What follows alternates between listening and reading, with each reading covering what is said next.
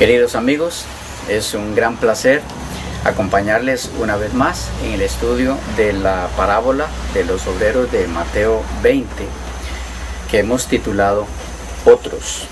Estamos casi ya llegando a su final en el estudio de la misma. Faltan algunas secciones breves, pero quizá, como podrán notar conforme avancemos en esta parte final, quizá la parte más importante de la parábola. Vamos entonces a continuar.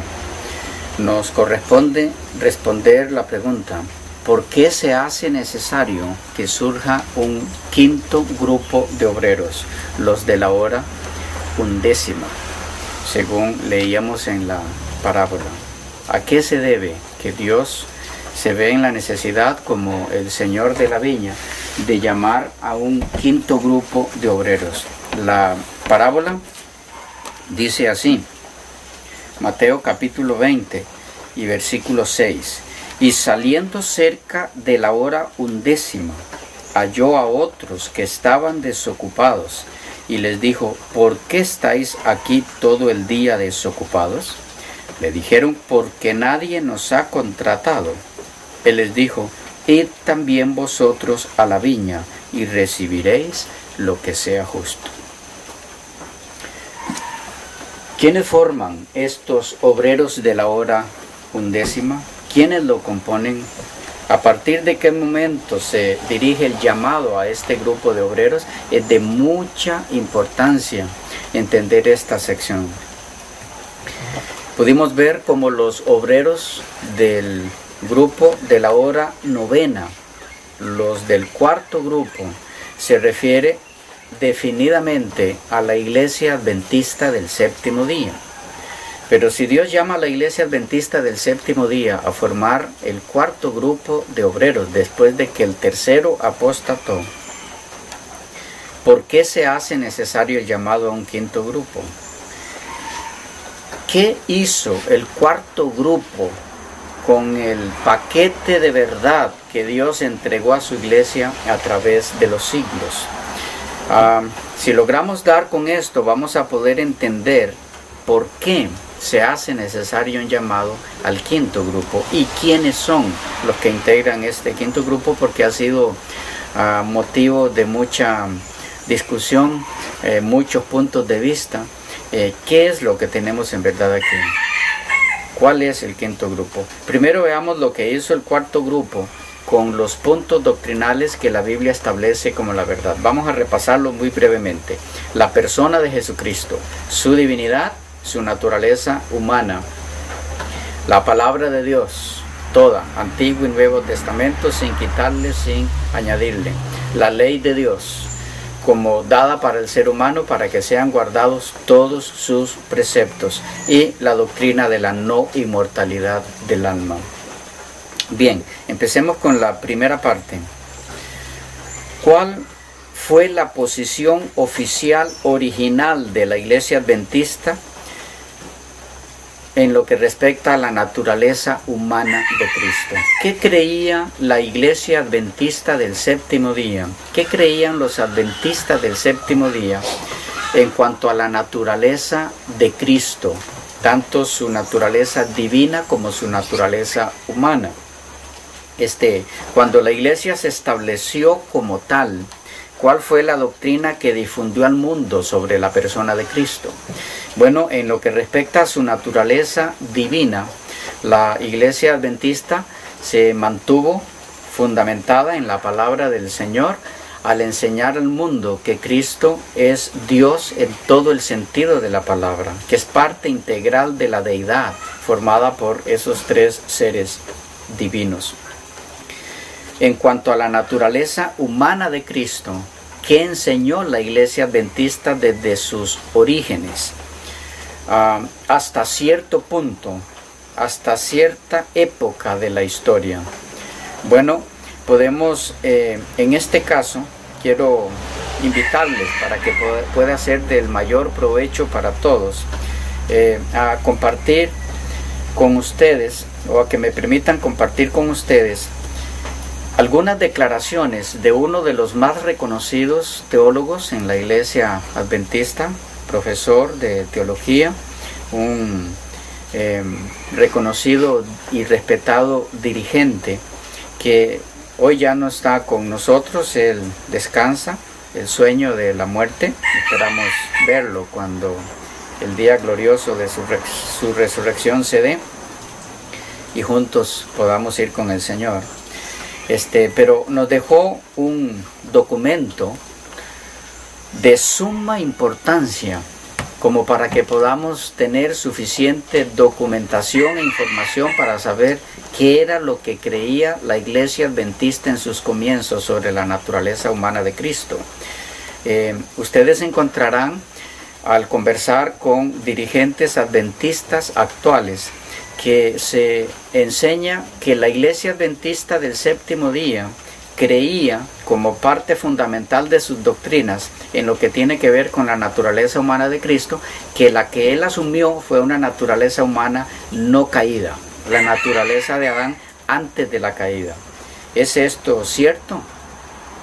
¿Es cierto que creía la Iglesia Adventista eso? Para ello les menciono, he decidido que podamos leer algunas declaraciones del teólogo Jean Zürcher. Jean Zürcher, como hemos mencionado anteriormente, fue presidente de la Comisión de Investigación Bíblica de la División Euroafricana de la Iglesia Adventista del Séptimo Día, fue secretario de la misma división y uno de los más reconocidos teólogos en la Iglesia Adventista.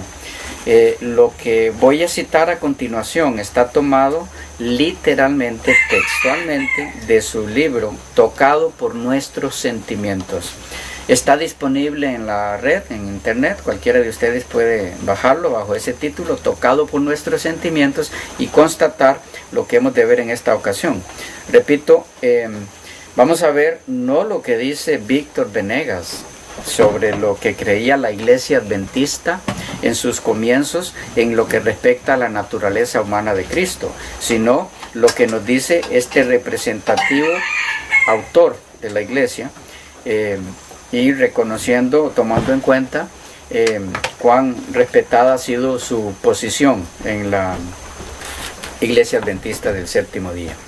En la página 23 de la obra mencionada, bajo el subtítulo La naturaleza humana en estado caído, dice así el doctor Jean Zürcher: la declaración oficial de 1872 sobre la naturaleza humana de Jesús constituye la piedra angular de la cristología adventista anterior a 1950. De acuerdo con Ralph Larson, ella fue reafirmada más de 1200 veces por los escritores y teólogos adventistas, de los cuales cerca de 400 son de la propia Elena de White. Por vuelta de 1950, sin embargo, influenciada por consideraciones extrabíblicas, otra interpretación surgió en los medios adventistas, afirmando que la naturaleza humana de Cristo era la de Adán antes de la caída. Ese fue un indisputable retorno a los credos de los primeros siglos. Ese cambio se constituyó entre todos el más sorprendente, porque al mismo tiempo los más eminentes teólogos protestantes de la segunda mitad del siglo XX se emanciparon de las posiciones tradicionales e inconsecuentemente confirmaron la interpretación que había prevalecido hasta entonces en la Iglesia Adventista. Alguien puede quedar espantado ante este súbito cambio de interpretación dentro de la Iglesia, especialmente después de presentar un frente unánime durante un siglo de consistente enseñanza sobre el asunto. De hecho, desde el inicio del movimiento, la naturaleza caída de Cristo nunca había sido objeto de cualquier controversia, distintamente de lo acontecido con otros puntos doctrinarios como la divinidad de Cristo. una nota manuscrita de William C. White, así como otros documentos emitidos por la sesión de la Conferencia General de Minneapolis, confirma que la cristología no fue el punto de roce en 1888. Bueno, y aquí está citando él a Eric Claude Webster, contra corrientes en la cristología adventista, página 176, nota 56. ¿Qué nos está diciendo el doctor Jean Schurcher aquí? Bueno, que desde que la iglesia empezó a funcionar como tal y tenía su cuerpo doctrinal dado por Dios a ella para compartirlo con el mundo, la doctrina que se enseñó sobre la naturaleza humana de Cristo es que la naturaleza humana que Jesús tomó fue la naturaleza humana caída. Lo está diciendo él, teólogo, no Víctor Venegas. Es muy importante tomar en cuenta eso. Este mismo autor, en este caso en la página 64 de su obra, menciona algo que es de vital importancia que tomemos en cuenta. Hablando de los extractos de los períodos de la iglesia, él menciona en la página 64 lo siguiente, dice: durante 1895 y 1896, más de 250 declaraciones fueron hechas en varias revistas por los líderes de la iglesia, todas afirmando claramente que Jesús tomó sobre sí la naturaleza humana de seres caídos. De 1897 a 1915, más de 200 pueden ser encontradas, de las cuales cerca de 100 son de autoría de Elena de White, no incluyendo 75 adicionales o distribuidas en sus cartas y manuscritos. Una vez más, él confirma cuál era la posición de la iglesia adventista desde que empezó a funcionar como tal hasta el año 1950. Quisiera invitarles a que veamos una declaración más, porque esta es de vital importancia que la entendamos. En la página 68 de la misma obra, Tocado por nuestros sentimientos, él dice así. Voy a leer textualmente porque esta es una declaración, además de importantísima. Los elementos que involucra son amplios, entonces solamente me voy a limitar a leer, y al terminar las declaraciones de él yo les indicaré que terminé la declaración para que no la confundan con palabras de este servidor. Dice así: página 68 de Tocados por nuestros sentimientos, bajo el subtítulo Estudios bíblicos para el hogar. En 1915 la Review and Herald Publishing Association publicó un libro de estudios bíblicos titulado Estudios bíblicos para el hogar. Al tiempo de su segunda edición, en 1936, más de 1.250.000 ejemplares fueron distribuidos por el mundo. La tercera edición vino al público en 1946. Por cerca de medio siglo, ese libro se constituyó en la base de la enseñanza bíblica en la iglesia. La mayoría de los adventistas lo utilizaba para aumentar su conocimiento de la doctrina de la iglesia y como auxiliar para compartir el mensaje con otros. Ninguna otra publicación denominacional fue marcada con mayor aprobación oficial que este libro. Los estudios bíblicos recibieron la contribución de un gran número de estudiantes de la Biblia. La introducción a la edición de 1946 declara que la obra fue revisada, reescrita totalmente y ampliada, con una gran comisión de críticos y estudiosos competentes. Alguien difícilmente encontrará un documento más representativo de la enseñanza de la Iglesia. Las lecciones son presentadas en forma de preguntas y respuestas, con notas explicativas ocasionales. La doctrina de la encarnación, titulada Una vida sin pecado, es en ella reproducida completamente. Y entonces voy a hacer una observación mía aquí. El doctor Schurcher empieza a hacer mención de las 9 secciones mencionadas en este libro. Dice: 1. ¿Qué testimonio es dado con respecto a la vida de Cristo en la tierra? Él no cometió pecado, ni en su boca se halló engaño. Primera de Pedro 2:22. El libro está hecho a base de preguntas y respuestas, así que él las coloca aquí tal y como está en el libro. Segunda pregunta: ¿qué se dice de todos los demás miembros de la familia humana? Respuesta: porque todos pecaron y destituidos están de la gloria de Dios. Romanos 3:23. ¿Con qué pregunta Jesús desafió a sus enemigos? ¿Quién de vosotros me convence de pecado? Juan 8:46. Cuarta pregunta: ¿en qué extensión Cristo fue tentado? Respuesta: Él fue tentado, fue como nosotros, en todo fue tentado, pero sin pecado. Hebreos 4:15. Quinta pregunta: en su humanidad, ¿de qué naturaleza Cristo participó? Respuesta: por lo tanto, visto como los hijos son participantes comunes de carne y sangre, también Él semejantemente participó de las mismas cosas, para que por la muerte derrotase a aquel que tenía el poder de la muerte, esto es, el diablo. Hebreos 2:14. Sexta: ¿cuán plenamente Cristo participó de nuestra humanidad?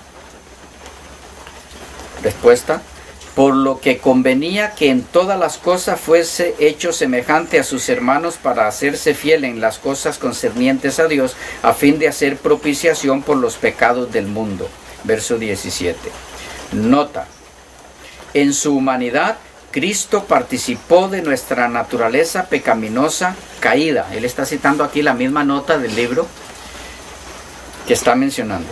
Repito, nota: en su humanidad, Cristo participó de nuestra naturaleza pecaminosa caída.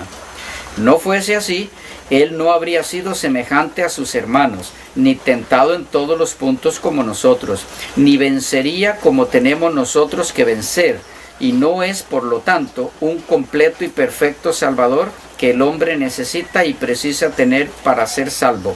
La idea de que Cristo nació de una madre inmaculada o exenta de pecado, sin haber heredado cualquier tendencia para el pecado, y por esa razón no cometió pecado, lo remueve del reino del mundo caído y del verdadero lugar donde la ayuda es necesaria. Por su lado humano, Cristo heredó todo lo que cada hijo de Adán hereda, una naturaleza pecaminosa.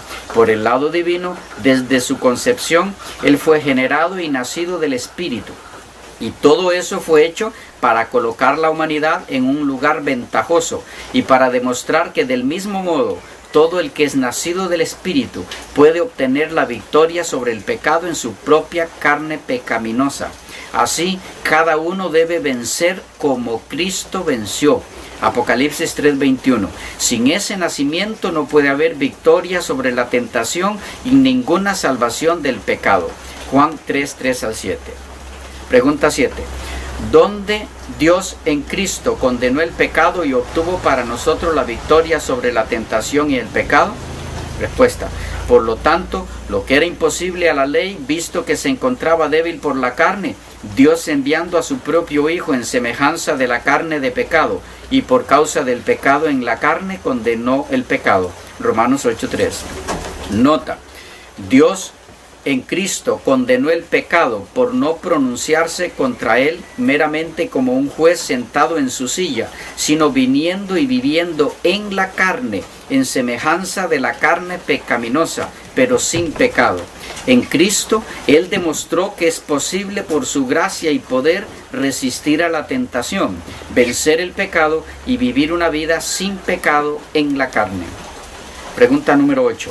¿A través de qué poder Cristo vivió una vida perfecta?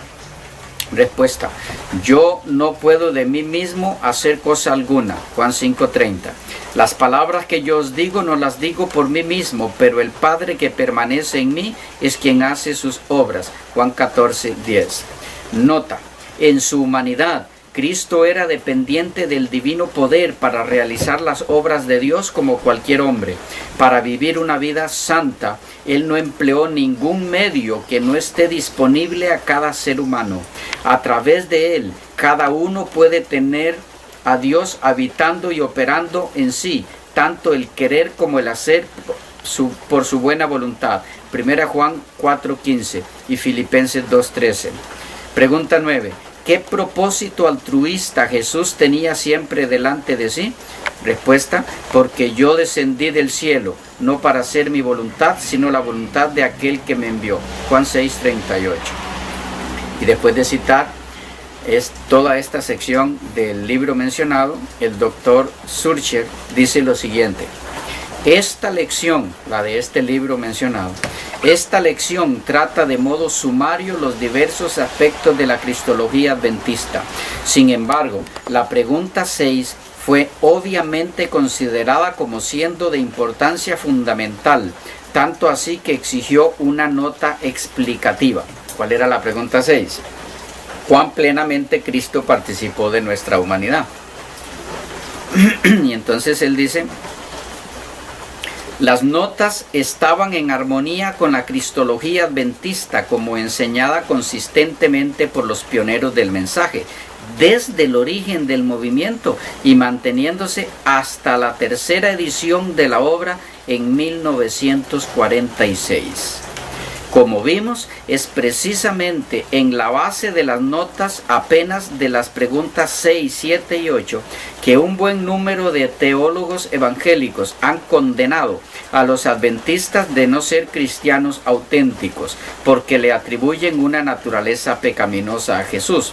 Pero ellas estaban correctas, considerando que las declaraciones hechas en esa lección eran verdaderamente representativas de la Iglesia.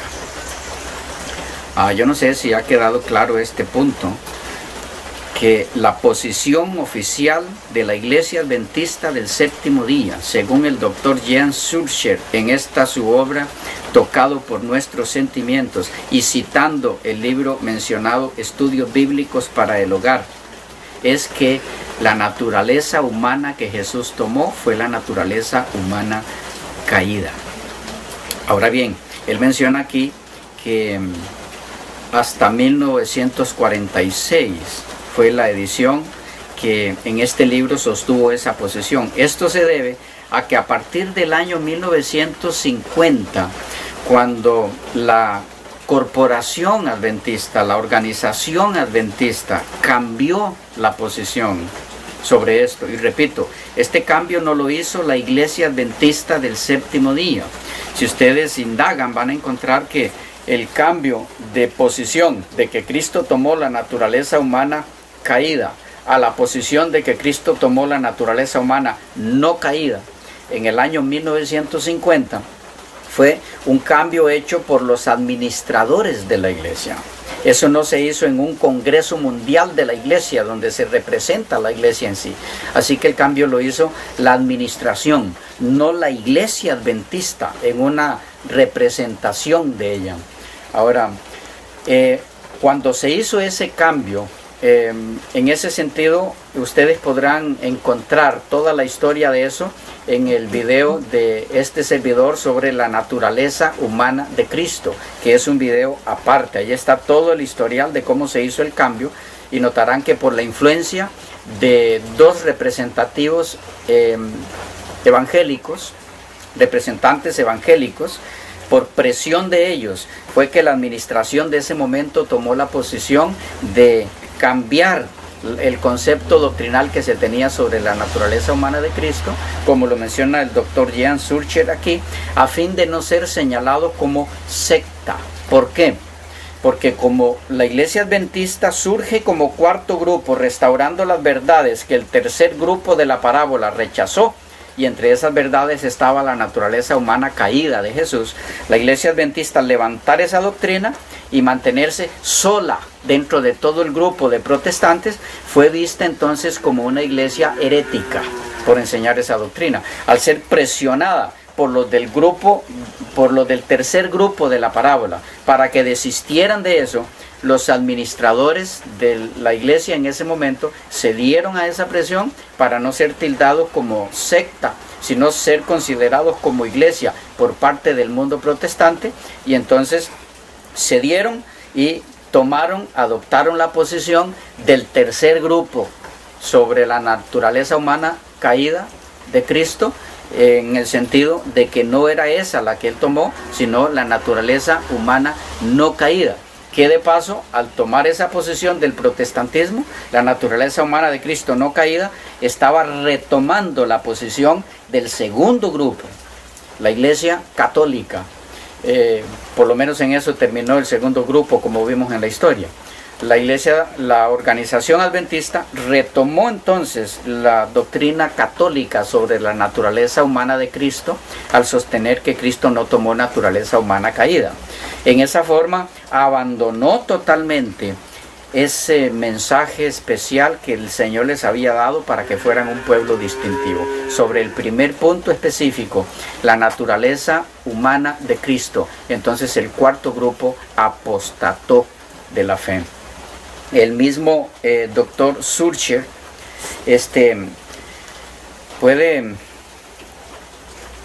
tiene para compartir con nosotros en su misma obra, en este caso en la página 77 del libro Tocado por Nuestros Sentimientos. En esa página él cita a la autora Mary Walsh. Ella, haciendo alusión al vino de la Babilonia romana, él menciona lo siguiente, página 77 del libro Tocado por Nuestros Sentimientos. Dice él, citando a Mary E. Walsh, en su sección El vino de la Babilonia romana, dice: como sugerido por el propio título, ese libro, este es el título del libro de esta autora, ese libro contrasta la enseñanza católica con la de las Escrituras. Mary E. Walsh, la autora, fue por 20 años una fervorosa católica. En el capítulo dedicado a la Inmaculada Concepción, Mary Walsh escribe: todo lo que María le dio a Cristo fue su cuerpo humano. Es una ley de la naturaleza que alguien no puede dar aquello que no posee, y María, siendo humana en cada aspecto de la palabra, no podría concederle a su Hijo la naturaleza de la divinidad. Entonces, habiendo mostrado ambos aspectos de la naturaleza de Jesús, la divina y la humana, Mary Walsh, dice el doctor Schurcher, cita Romanos 8:3 y Hebreos 2:14 y 17 al 18 para concluir que en la genealogía de Cristo, como presentada en Mateo, verificamos que Jesús es llamado el hijo de David y también hijo de Abraham. Alguien tiene que estudiar apenas los caracteres de Abraham y David para aprender que ellos fueron verdaderamente humanos y tenían tendencia para pecar. Así vemos qué especie de naturaleza humana Cristo heredó de sus progenitores. Continúa diciéndonos el doctor Schurcher: al comienzo de los años 50, muchas otras obras fueron publicadas buscando explicar el porqué de la encarnación y lo que Cristo realizó viviendo una vida impecable en carne pecaminosa. El libro de A.B. Lake, Cristo para siempre, y la obra de W.B. Ox, En eso yo creo, ambos publicados en 1951 por la Review and Herald, mantuvieron la enseñanza adventista tradicional de los últimos 100 años. En otras palabras, el doctor Schurcher nos insiste en esta ocasión que La posición oficial de la Iglesia Adventista del Séptimo Día hasta 1950 fue que la naturaleza humana que Jesús asumió fue la naturaleza humana caída. Los que tengan interés en poder leer este libro, les garantizo que tendrán a su disposición una joya incalculable. También pueden leer el del doctor Ralph Larson, que de paso es recomendado por el doctor Jean Surcher. El Verbo se hizo carne.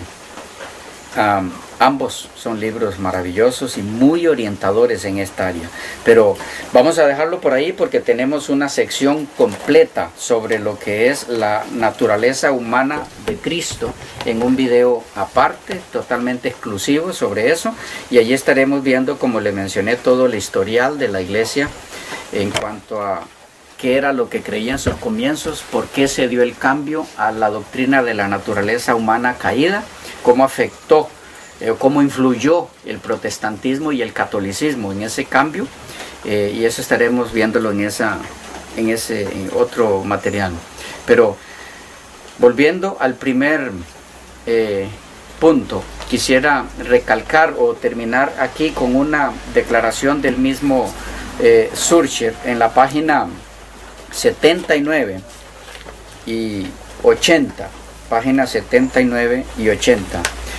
Él dice lo siguiente: conclusión, nuestra investigación cubriendo un siglo de cristología adventista de 1852 hasta 1952 nos permite afirmar que los teólogos y administradores de la Iglesia hablaron al unísono sobre el asunto de la persona de Cristo y su obra a favor de la salvación del hombre, aun cuando primeramente descubriésemos algunos sentimientos semiarrianos sobre el tema de la naturaleza divina de Cristo entre los líderes de la Iglesia.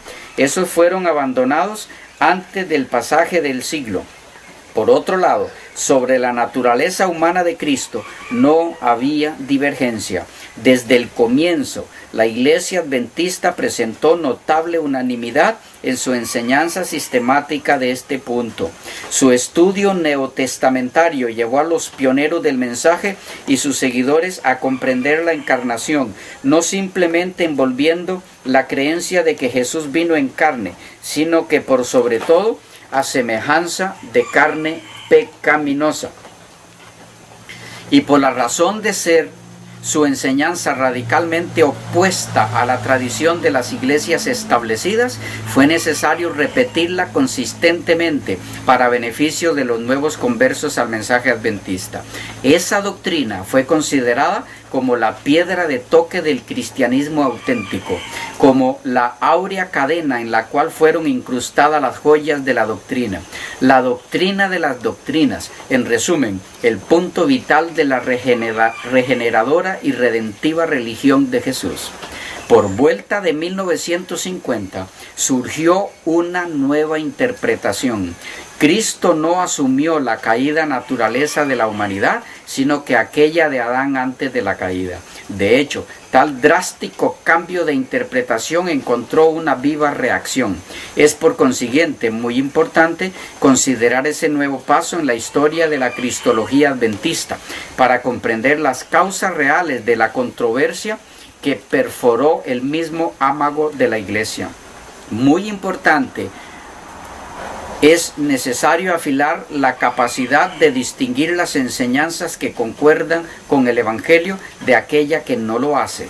Ese es un punto de destaque, porque de acuerdo con el apóstol Juan, la prueba del verdadero Espíritu de Dios se centraliza precisamente sobre el concepto de Cristo viniendo en la carne. Primera de Juan 4, 1 al 3.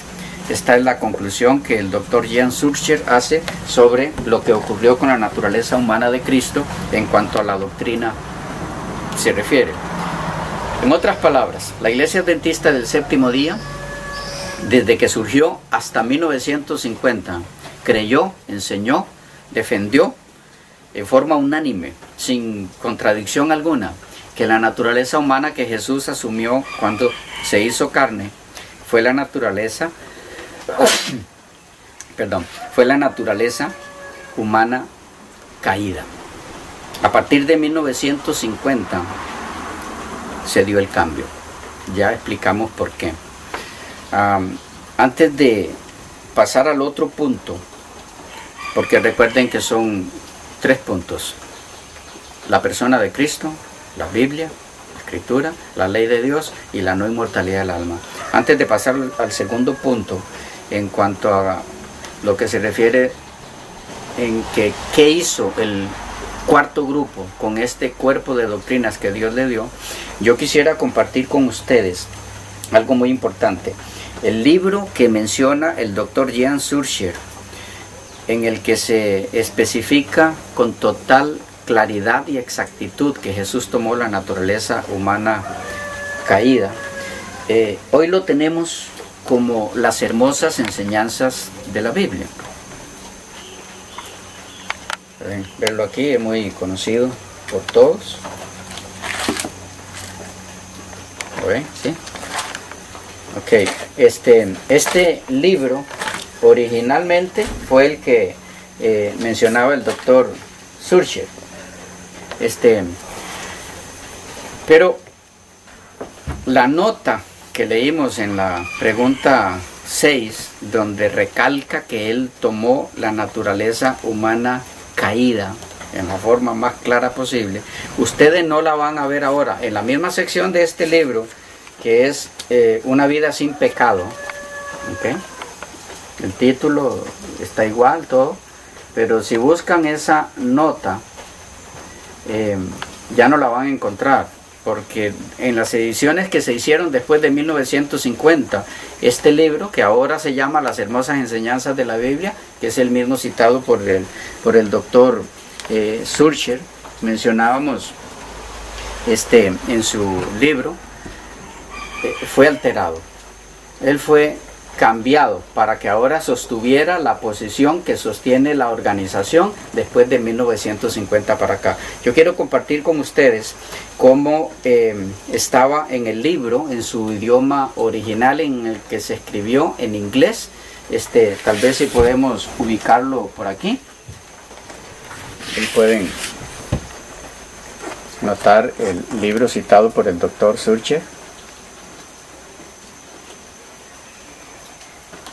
Y voy a pedirle a Sergio que pueda enfocar la declaración en inglés, para que si ustedes puedan detenerlo en su momento al ver el video y puedan leerlo en el idioma original en el que fue escrito, y luego lo comparen con lo que dice esa misma sección ahora en las ediciones después de 1950, para que noten cómo la nota que especifica con total claridad que Cristo tomó la naturaleza humana caída ya no existe. Fue extraída del libro, porque ya no calza con la nueva posición que tomaron a partir de 1950. ¿Sí? Pueden detenerlo allí, el video, y leerlo con calma, y luego compararlo cómo está en las nuevas ediciones en español. En la edición en español van a encontrarlo en la página 144. Después de la pregunta en el 143, ¿cuán plenamente participó Cristo de nuestra naturaleza humana? Van a encontrar la declaración que allí se menciona, pero ya la nota explicativa no es la misma. Ya no dice que tomó naturaleza humana caída, eso fue extraído. Es importante que sepan eso, así que este maravilloso libro lamentablemente fue alterado en esa sección para que calce con la nueva posición desde 1950 para acá. Es importante saber esa parte. Pero entonces nosotros debemos continuar con la sección que nos corresponde, que es el segundo punto. Vaya, el primer punto es ¿qué hizo el cuarto grupo de obreros con la enseñanza bíblica sobre la naturaleza de Cristo? La respuesta es: la alteró, la cambió. ¿Y qué hizo con el segundo punto doctrinal? La palabra de Dios. Bueno, recordemos que La palabra de Dios tiene como propósito enseñarnos o conducirnos al Señor Jesucristo. San Juan 5:39, escudriñad las Escrituras, porque a vosotros os parece que en ellas tenéis la vida eterna y ellas son las que dan testimonio de mí. Al rechazar lo que la Escritura dice sobre el Señor Jesucristo, automáticamente se rechaza la Escritura.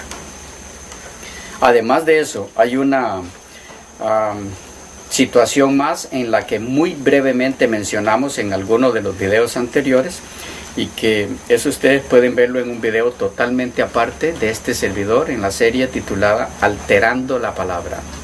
La organización adventista se unió a las sociedades bíblicas en la alteración del texto bíblico al editar o al ser la distribuidora de la edición Reina Valera 1990 y la 2000, y más recientemente conocida como Siglo XXI, donde esta edición se ajusta a los nuevos documentos de la crítica textual, el Códice Sinaítico y el Códice Vaticano, para hacer las correspondientes traducciones de la Biblia. Estos dos códices tienen un origen católico y fueron finalmente tomando un giro hasta que llegaron a sociedades bíblicas, para que de allí se hicieran las traducciones a los diferentes idiomas, ya entrado un poco el siglo XIX. Esto se hizo eliminando el texto mayoritario griego en el que se basaron los reformadores griegos los reformadores de la Iglesia en tiempos de la Reforma Protestante, para hacer las correspondientes traducciones bíblicas. De eso yo no voy a mencionar ahora, porque hay suficiente material en esta sección de este servidor, Alterando la Palabra, y hay 3 videos largos, y hay otro video donde este servidor se dedica a demostrar que la organización adventista se unió también a la crítica textual en cuanto a alterar la palabra de Dios en cuanto al Nuevo Testamento se refiere, al basarse en estos dos códices corruptos, el Sinaítico y el Vaticano, y eso puede verse en la sección que hemos titulado Crisis de Conciencia. Crisis de conciencia. Esas son 3 secciones largas, también pueden verlos en los videos que hemos subido. Allí se mira cómo en el comentario bíblico, las bases textuales que se usaron, el comentario bíblico adventista, las bases textuales que se usaron fueron el Sinaítico y el Vaticano principalmente, desechando el texto mayoritario. Y de esa forma creemos que se apostató de la palabra de Dios por parte del cuarto grupo. Y en cuanto a la ley de Dios, el tercer punto, ¿cómo actuó? ¿Cuál fue la actuación? ¿Cuál fue la recepción que tuvo el tercer punto de la verdad, que es la ley de Dios, en este cuarto grupo de los llamados en la parábola, los de la hora novena? Bueno, cuando este cuarto grupo surgió en la historia, la Iglesia Adventista del Séptimo Día, la enseñanza sobre la ley de Dios, la importancia del cristiano de sujetarse a la ley de Dios, de guardarla en su corazón, todos sus mandamientos, fue una enseñanza fundamental, básica, distintiva de esta iglesia. Pero con esta nueva doctrina en la que se hizo este cambio, me refiero a la doctrina de la naturaleza humana de Cristo. La doctrina, al ser cambiada desde el punto de vista de que en vez de naturaleza humana caída, Jesús asumió naturaleza humana no caída, con ese cambio de este primer punto doctrinal, se alteró totalmente la enseñanza sobre la ley de Dios. ¿Por qué? Hemos mencionado ya esto en momentos anteriores en esta serie, pero permítanme enfocarlo una vez más desde otro punto de vista. La doctrina de que la naturaleza humana que Jesús tomó fue la naturaleza humana no caída, separa a Cristo de nosotros en cuanto a naturaleza, lo hace totalmente distinto y por lo tanto nos incapacita a nosotros para vivir la vida de obediencia que Él vivió a todos los mandamientos de Dios. Esto nos lleva a otro punto. que si eso es así, entonces Dios no pide del ser humano que guarde sus mandamientos en plenitud, que guarde todos sus mandamientos, porque simplemente le es imposible al ser humano. Estaríamos hablando en ese caso de un Dios injusto. Es por eso que la teología evangélica, que sostiene exactamente el mismo punto sobre la naturaleza humana de Cristo no caída, enseña lo mismo, que siendo que la naturaleza humana de Jesús era muy distinta a la nuestra, solo Él pudo guardar la ley de Dios, porque lo hizo como Dios. Y nosotros no somos Dios, no tenemos divinidad, y además de eso, nos distancia de Él el hecho de que tenemos naturaleza humana caída. Con mucha más razón, nos es imposible obedecer la ley de Dios. Esta posición en la teología evangélica, que proviene de la teología católica, como ya mencionamos, en verdad apunta hacia una excusa para violar la ley de Dios en lo que tiene que ver con el cuarto mandamiento, el sábado.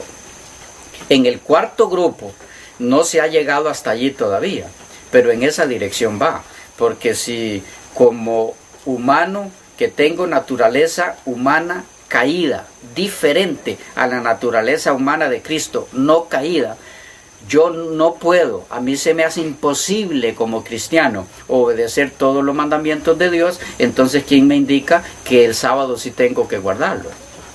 Si no puedo obedecer todos los mandamientos, la pregunta que surge aquí es, ¿cuál es de los 10 mandamientos el que en forma definitiva no se puede guardar totalmente? No sé si estoy comunicando el punto. Si la ley de Dios no se puede guardar completamente porque tenemos naturaleza humana caída, solo Cristo pudo hacerlo por tener naturaleza humana no caída. Entonces, la pregunta de este servidor a los teólogos de la organización o corporación adventista que sostienen esta doctrina alterada de que Cristo tomó naturaleza humana no caída, la pregunta de este servidor, y la mantengo en pie con mucha humildad, y solicito a cualquier teólogo adventista que pueda ver este video, si en algún momento tuviera bien, se me responda la pregunta: ¿cuál de los 10 mandamientos es el que no podemos obedecer completamente? Tiene que haber alguno. O si son todos, entonces ¿cuál es la enseñanza de la corporación adventista actualmente sobre la ley de Dios? ¿Cuáles son los mandamientos que sí se pueden guardar y cuáles son los que no se pueden guardar? Notarán que esta posición que ha asumido la organización desde 1950 es un atentado sutil contra la ley de Dios.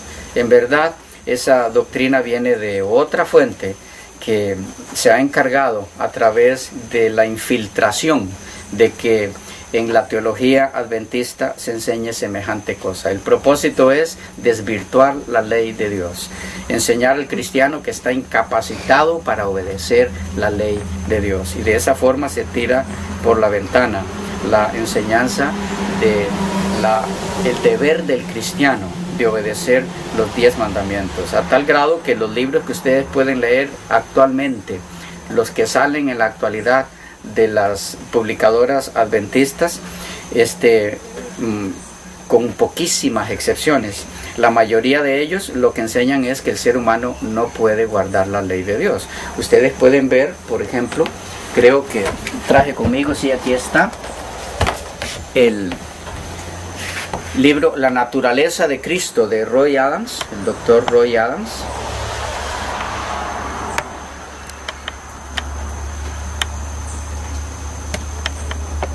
Ok, este es publicado por Apia, se vende actualmente en sus diferentes oficinas.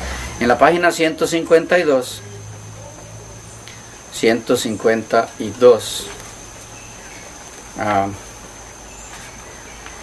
él dice así: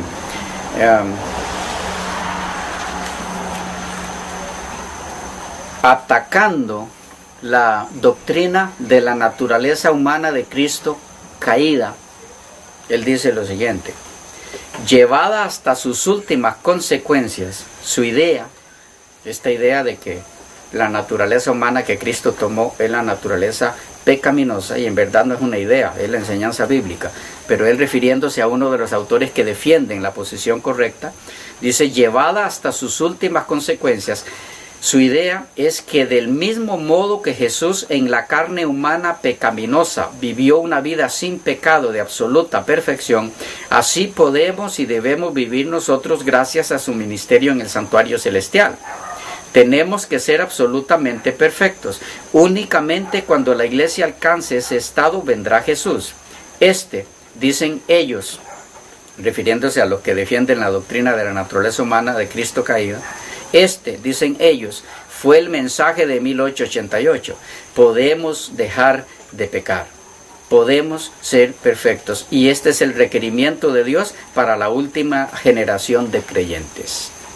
Mi pregunta para el doctor Adams, ¿no es esto así? ¿No podemos dejar de pecar? ¿O tenemos que seguir pecando hasta que Cristo venga? Lo mismo sucede en esta línea con el libro del doctor Atilio René Dupertuis, El carpintero divino.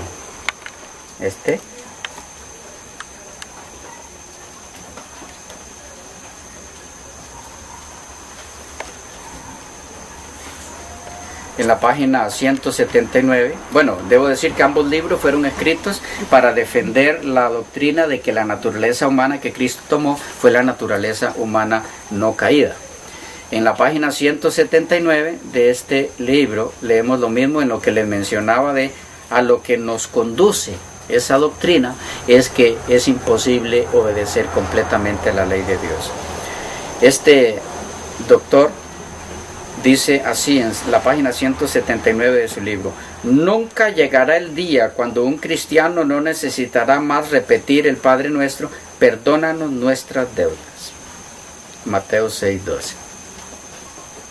Es decir, no habrá nunca en la vida del cristiano un momento en el que él ya no tenga que pedir más perdón por sus pecados. ¿Qué significa eso? Que tiene que continuar pecando siempre. ¿Por qué? Por la misma conclusión a la que tienen que llegar estos caballeros, y es que como tenemos una naturaleza humana caída, diferente a la naturaleza humana de Cristo no caída, nos será por siempre imposible pecar hasta que Cristo venga. Bien, en ese sentido, hermanos y amigos queridos, hemos llegado al fin del análisis brevísimo de lo que hizo el cuarto grupo, los obreros de la hora novena, con el paquete que Dios dio a esa iglesia para ser la luz del mundo para la época. En cuanto a la naturaleza de Cristo, fue alterada la doctrina en lo que respecta a la naturaleza humana de Cristo. En cuanto a la palabra de Dios, fue alterada automáticamente al alterar esa doctrina, y también al alterar el texto bíblico del Nuevo Testamento al ajustarse a manuscritos corruptos como el Sinaítico y el Vaticano. En cuanto a la ley de Dios, la misma enseñanza de la naturaleza humana de Cristo no caída nos induce, como hemos visto ya, obligatoriamente a la conclusión de que la ley de Dios no se puede obedecer completamente, que es imposible obedecer todos los mandamientos de Dios. Y esto nos lleva al cuarto grupo, al cuarto punto. Otra vez, si la ley de Dios no puede guardarse, entonces Cristo encontrará a su pueblo cuando venga a este mundo pecando, lo encontrará viviendo en el pecado, y así tiene que salvarlo, lo que significa inmortalidad del alma. El hombre viviendo en el pecado vivirá para siempre. Todo lo que tiene que hacer Dios es transformarlo cuando viene e introducirlo al cielo, pero sin que éste haya abandonado en su práctica el pecado, sin que haya transformado su carácter a la semejanza de Cristo. Es la misma doctrina de la inmortalidad del alma, muy camufladamente. Como podemos ver, la apostasía tuvo lugar también en el cuarto grupo, desdichadamente. Y eso se hizo en forma paulatina. A partir del momento en que se empezó a rechazar la doctrina bíblica de la naturaleza humana de Cristo, esto fue en los años 1950, a partir de ese momento se hizo necesario que Dios hiciera un llamado a un quinto grupo, el grupo de los obreros de la hora undécima. Es importante que entendamos esto. ¿Cuándo es llamado el grupo segundo en la parábola? Cuando el grupo primero apostató de la verdad. ¿Cuándo es llamado el grupo tercero? Cuando el grupo segundo apostató. ¿Cuándo es llamado el grupo cuarto en la parábola? Cuando el grupo tercero apostató de la verdad. ¿Cuándo es llamado entonces el grupo quinto, los de la hora undécima? Cuando el grupo cuarto apostató de la verdad. Es importante tener esto claro para entonces pasar a la última sección de nuestro estudio, que son los llamados a la hora undécima. Fueron llamados a partir del momento en que el cuarto grupo se apartó de la verdad. Fueron llamados a mantener en alto esa verdad, a volver a levantarla después de que este cuarto grupo la abandonó. ¿Quiénes son? ¿Quiénes forman ese cuarto grupo, ese quinto grupo y último de la parábola? Es la sección que nos corresponde en la próxima ocasión. Que Dios les bendiga mucho.